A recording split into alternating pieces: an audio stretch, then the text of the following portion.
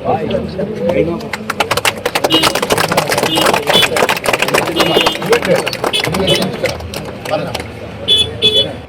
തെരഞ്ഞെടുപ്പുമായി ബന്ധപ്പെട്ടുകൊണ്ട് ഇതിന്റെ തുടക്കം മുതൽ തന്നെ ജനാധിപത്യം തകർക്കുന്ന രീതിയിലുള്ള സമീപനമാണ് LDFന്റെ ഭാഗത്ത് നിന്നുണ്ടായത്.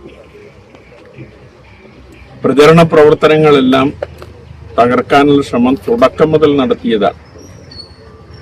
പയ്യന്നൂരിന്റെ മാത്രമല്ല, കേരളത്തിന്റെ ചരിത്രത്തിൽ തന്നെ ഒരു കക്ഷി എഴുതിയ ചുമര് മായ്ച്ച് അന്ന് രാത്രി തന്നെ മറ്റൊരു കക്ഷി അതേ ചുമരെഴുതുന്ന ഒരു രീതി ഈ കേരളത്തിന്റെ ചരിത്രത്തിൽ തന്നെ ഉണ്ടായിട്ടില്ല. ചുമരെടുത്ത് വായിച്ചാൽ തർക്കങ്ങളെല്ലാം ഉയർന്നു വരാറുണ്ട്. അത് എഴുതുന്നതുമായി ബന്ധപ്പെട്ടുകൊണ്ടാണ്. പക്ഷെ എഴുതിയ മതിൽ കണ്ടക്കോരമുക്കിൽ അന്നൂര് ഇവിടെ അടുത്താണല്ലോ, എഴുതിയ മതിൽ മായ്ച്ച് അന്ന് രാത്രി തന്നെ മറ്റൊരു കക്ഷി ചുമരെടുത്ത് നടത്തുന്ന ഒരു രീതി ജനാധിപത്യത്തെ ഏതു നിലയിലാണ് ഇവർ കാണുന്നത് എന്നതിന്റെ തെളിവായി നമ്മുടെ മുമ്പിൽ ഉള്ളതാണ്.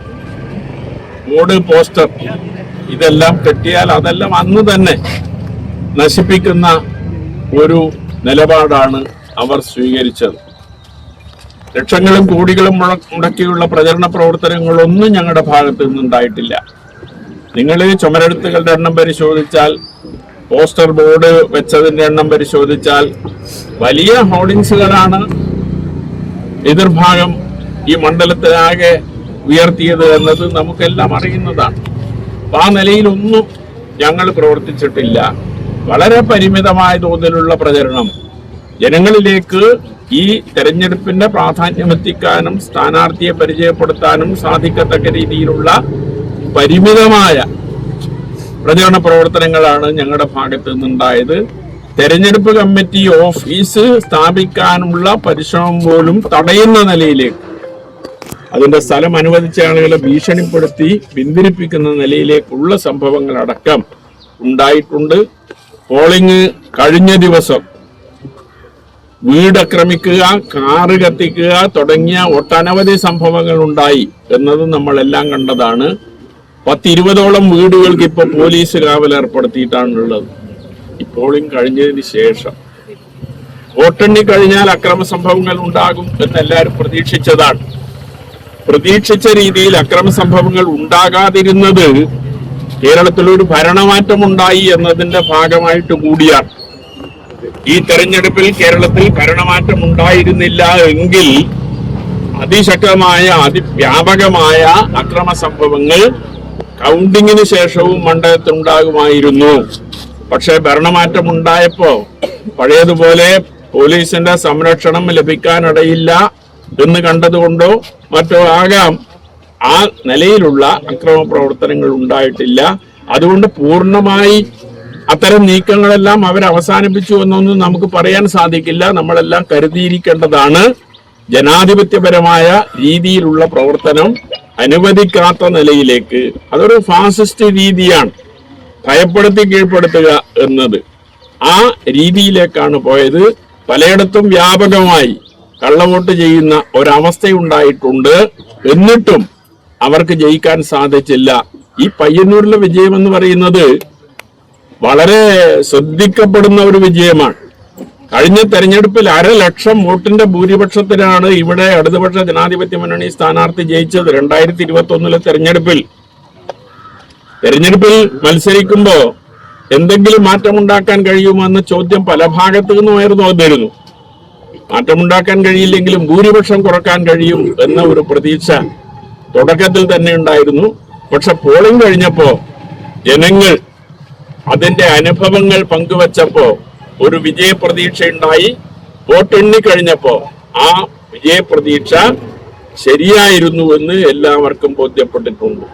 50,000 വോട്ടിന്റെ ഭൂരിപക്ഷമുള്ള മണ്ഡലത്തിൽ 7,487 വോട്ടിന് വിജയിക്കുക എന്ന് പറയുന്നത് നിസ്സാരമായ ഒരു കാര്യമല്ല. ആ പരാജയത്തിന്റെ കൂടി ഇത്രത്തോളം വലിയ പരാജയം ഉണ്ടാകുമെന്ന് അവരാരും കരുതിയിരുന്നില്ല. അവരും കരുതിയത് ഭൂരിപക്ഷത്തിൽ ചിലപ്പോൾ ചെറിയ കുറവുണ്ടായേക്കാം എന്നത് മാത്രമാണ്. അപ്പൊ അതിന്റെ കൂടി ഭാഗമായിട്ടാണ് പിന്നീട് ഈ അക്രമ സംഭവങ്ങൾ കുറയാൻ ഇടയായിട്ടുള്ളത്. അതുകൊണ്ട് നമ്മൾ ജാഗ്രത പാലിക്കേണ്ടതുണ്ട് എന്ന് മാത്രം സൂചിപ്പിക്കുകയാണ്. ഇവിടെ മതിലിന്റെ കാര്യം ജയരാജൻ സൂചിപ്പിച്ചിട്ടുണ്ട്. നമുക്ക് ചുമരെഴുന്നതിന് വേണ്ടി അനുവദിച്ചതിന്റെ പ്രതികാരം എന്ന നിലയിലാണ് പോളിംഗ് കഴിഞ്ഞ ദിവസം രാത്രി ഈ മതിൽ തകർത്ത. ഈ മതിൽ മാത്രമല്ല, എന്റെ സ്വന്തം മതിൽ തകർത്തിട്ടുണ്ട്. എന്റെ ഒരു പച്ചക്കറി ഷെഡ് തീ വെച്ച് നശിപ്പിച്ചിട്ടുണ്ട്. ഇതുപോലുള്ള ഒട്ടേറെ സംഭവങ്ങൾ ഈ മണ്ഡലത്തിന്റെ പല ഭാഗങ്ങളിലും ഉണ്ടായിട്ടുണ്ട്. ഒരു സർക്കാർ ജീവനക്കാരൻ, അയാൾ പരസ്യമായി തെരഞ്ഞെടുപ്പ് പ്രവർത്തനത്തിനൊന്നും വന്നതല്ല, പേരൂല്, എരമംകുറ്റൂർ പഞ്ചായത്തിൽ പേരൂല്, അയാള് സ്ഥിരമായി വാട്സപ്പിൽ എഴുതിക്കൊണ്ടിരിക്കുന്ന ഒരാളാണ്. അത് എത്രയോ വർഷമായി തുറന്നുകൊണ്ടിരിക്കുന്നതാണ്. ഈ തെരഞ്ഞെടുപ്പുമായി ബന്ധപ്പെട്ടുകൊണ്ട് അയാൾ ഒരു വാട്സപ്പിൽ കുറിപ്പിട്ടു എന്നതിന്റെ പേരിൽ അയാളുടെ കാറ് കത്തിച്ചു. സർക്കാർ ഉദ്യോഗസ്ഥനാണ്, അയാളുടെ കാറ് കത്തിച്ചു, കത്തിക്കാൻ ശ്രമിച്ചു. ഈ നിലയിലുള്ള സംഭവങ്ങളെല്ലാം ഉണ്ടായിട്ടുണ്ട്. അതുകൊണ്ട് നമ്മളെല്ലാം കരുതിയിരിക്കണം എന്ന് മാത്രം സൂചിപ്പിച്ചുകൊണ്ട് ഈ മതിൽ നിർമ്മാണം അന്ന് തന്നെ പിറ്റേ ദിവസം തന്നെ ഞങ്ങൾ രാവിലെ ഇവിടെ വന്നു സന്ദർശിച്ചു. ഈ മതില് ഞങ്ങൾ കെട്ടിത്തരും എന്ന് ഇതിന്റെ ഉടമകളോട് പറഞ്ഞു.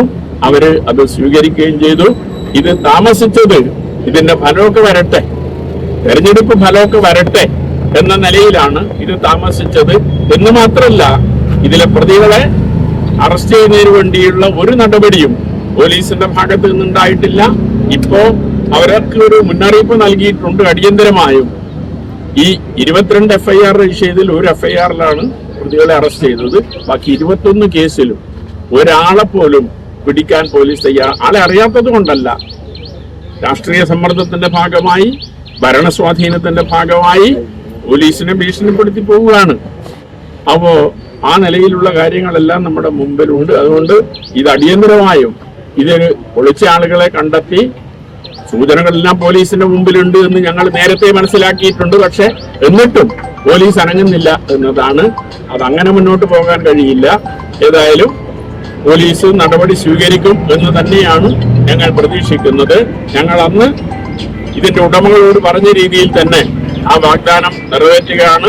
ഈ മതിൽ കെട്ടിക്കൊടുക്കുകയാണ്. അപ്പോ അതിന്റെ ഒരു ഉദ്ഘാടനം നിർവഹിക്കുക എന്നതാണ്. അതോടൊപ്പം തന്നെ വിജയാഹ്ലാദത്തിന്റെ ഭാഗമായിട്ട് ഒരു പായസ വിതരണവും ഇതിന്റെ കൂടെ നൽകുക എന്നത് കൂടി ആണ് തീരുമാനിച്ചത്. ഈ പരിപാടിയിൽ പങ്കെടുത്ത മുഴുവൻ ആളുകളെയും അഭിവാദ്യം ചെയ്തുകൊണ്ട് ഈ മതിൽ നിർമ്മാണം ഉദ്ഘാടനം ചെയ്തതായി അറിയിച്ചുകൊണ്ട് ഞാൻ എന്റെ വാക്കുകൾ അവസാനിപ്പിക്കുന്നു. നിങ്ങൾക്കെല്ലാം